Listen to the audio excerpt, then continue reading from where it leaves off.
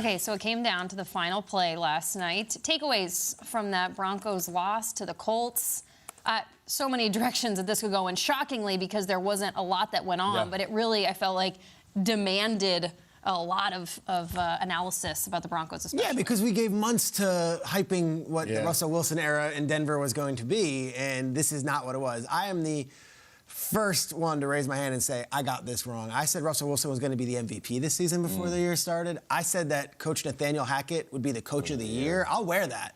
I'll wear it because I was buying into all the stuff I was hearing in August from Denver, that this is working like you wouldn't imagine. Russell's leveling up all these guys who have been ready to go and just needed a quarterback. Russell's our guy. Russell Wilson, in last night's game, on throws of 10 or more air yards, went 2 of 14. But he throws the best deep ball of all time. It's a beautiful deep ball. 14 on passes more than 10 yards. How about this? The Broncos' first 6 third-down distances in the game, 3rd and 17, 3rd and 16, 3rd and 15, 3rd and 12, 3rd and 10, and 3rd and 7. Russell Wilson averaged 6 yards per pass attempt last night. This isn't an NFL offense. This isn't an NFL quarterback right now. I don't mind as much that he missed Hamler and that the entire game he was missing. We can't just blame the 69th minute on what went wrong here. Yeah. They were terrible for 68 minutes before that. This Broncos team is painful to watch, and guess what? They're on primetime next week again. And I don't think anyone was wrong from the schedule makers thinking we were getting something different. The final decision, I'll let Richard Sherman get into all that, or, Jason, if you want to talk about that final decision to not run the ball in 4th and 1 and bring in Jerry Rosburg and all that, that's fine. I'm talking about the overall product.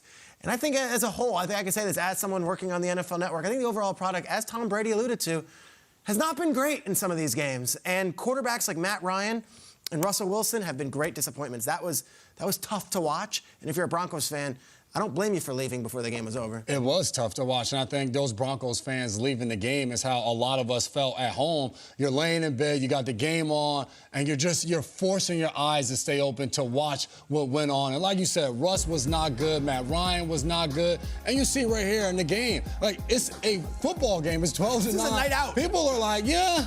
You know what? I was expecting something more. I came out, I wanted to be entertained. I wanted to have fun. You know what? I'm going home. I got to get up for work Friday early in the morning. There's better things to watch. Let me go see if I can catch a late night, something on TV. Check this House of the Dragon. House of the Dragon. Let's see what they got going on this there. House Hunters? Yeah. Right. Whatever it was better than what was going on last night. And I looked and I saw my guy, Stephon Gilmore. He's making play after play. And I came and I'm like, you know what? I just want to talk Gilly because he was balling last night. And it was just like, but was he? The offense was so bad. It was just like, my goodness.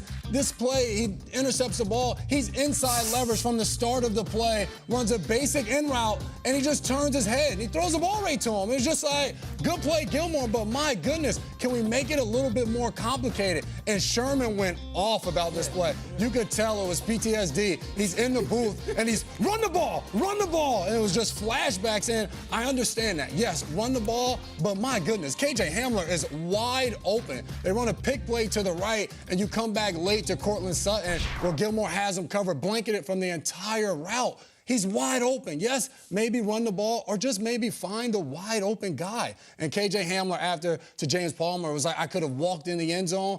To what you just said, like, hey, let's keep this stuff in-house. Like, we don't really need to go out and say that right after the game, but, I mean, that game was, It's not about KJ Hamler. It's about Russell Wilson. Yes. Yeah. It's about what people are saying. It could have been about anybody. Them. And I like what you're saying, Jay, about, it was great defense. No, it wasn't. It was not a great defensive game. This is going places really fast. The last play is meaningful, not in just that it was KJ Hamler or not that he missed. It's the reaction afterwards from Hamler. It's spiking the helmets. It's that I don't know when Russell Wilson turned into Mitch Trubisky. But I wish he would turn into Geno Smith so they could win a game. Okay? Right. Because Geno makes that play 10 times out of 10. And then afterwards, they got a 4th and 1. They want to go for it. And look at that. That is a teammate that is on national television, that is at home. Afterwards, it's just perfect. They pass when maybe they should have run. And you go to Richard Sherman at the Thursday Night Football desk, and Sherman does this. After Sutton had just big boyed him and said he's a little boy, like he's not former defensive player of the year, then you know what Gilly does? Man, it just triggered me. It's just like, flashbacks. On the final play, you got to run the ball again. Like, I mean, I wish I had Marshawn up here. Like, 1 yard. You need 1 yard. run the ball. Run the ball. CT. He's triggered. All he has to do is run the football. Like, necessary criticism. I'm not, I've said enough criticism for him, but God dang it, run the dang ball. Like, learn from your mistakes. Can somebody fill me in? What is he referring to? I'm confused. Have you been in this situation before? Run the ball.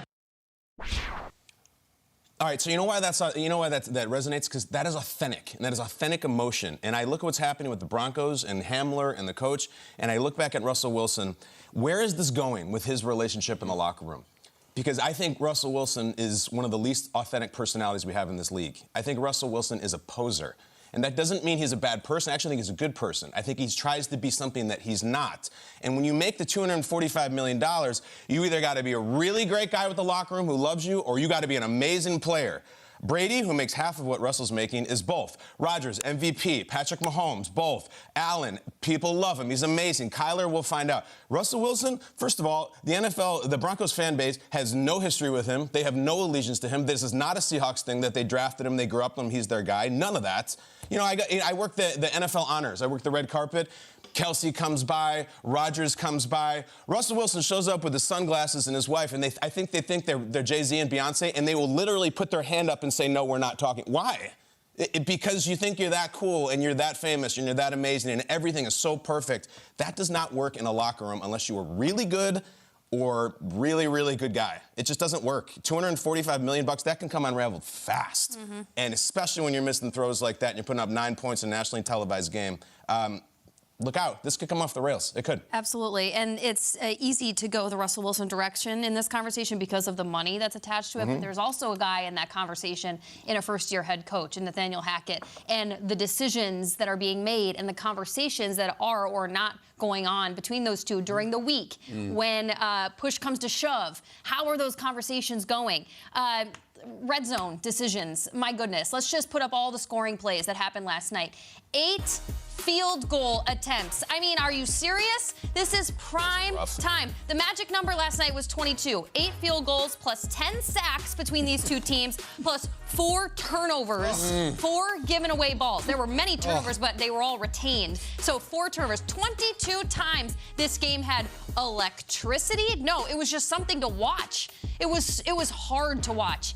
And frankly, you know, that Seahawks game management decision early in the season, it felt kind of sexy at the time because it was like, well, if Russell Wilson had the ball in that time, and it wasn't, he would have gotten it. Yeah. Now we know what it looks like when he does have it, and it's not pretty. And there's the screen grab of right as the game was ending, and Russell Wilson has his jacket on, his shoulder pads, he's drinking his Gatorade, and his teammate is just kind of Melvin Gordon. Melvin Gordon's just kind of side-eyeing him, and they're just not looking at each other. Like, that to me is... This the cooking you said you was going to be doing? Yeah, right. Like, what are we doing here, man? Run the dang ball. I mean, that is... My 3-year-old had a fitful night's sleep last night, and I was going up and down the stairs. Every time I came down the stairs, I was like, maybe it's different now. Maybe the game has changed. You wanted a different... Yeah, no, I just was like, it was 6-6 for so long, and I was like, maybe when I get downstairs, I'll have to rewind and be like, nope, the game never changed. It just... plodded along in this nature, and my goodness, it was just... I think we're so upset because of the 2 quarterbers having so much hype this offseason. It's not that we've seen a lot of bad football. That's why you pick those teams. Especially on Thursday night, we've seen some bad football. Those 2 quarterbacks, Matt Ryan and Russell Wilson, that shouldn't have been the outcome. Yeah, absolutely not.